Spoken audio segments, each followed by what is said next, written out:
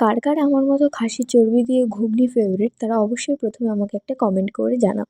চলো আজকে তোমাদের সঙ্গে শেয়ার করব খাসির চর্বি দিয়ে একটা সুন্দর ঘুগনির রেসিপি।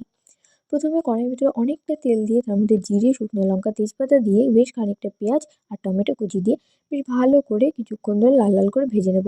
তারপরে বেশ কিছুটা লবণ দিয়ে সেটা একটু নাড়াচাড়া করে তারপরে ওর মধ্যে দিয়ে দেবো আদা, জিরে, কাঁচা লঙ্কা, শুকনো লঙ্কা, লঙ্কার গুঁড়ো, হলুদ গুঁড়ো এগুলো দিয়ে বেশ ভালো করে একটুখানি জল দিয়ে কষিয়ে নেব।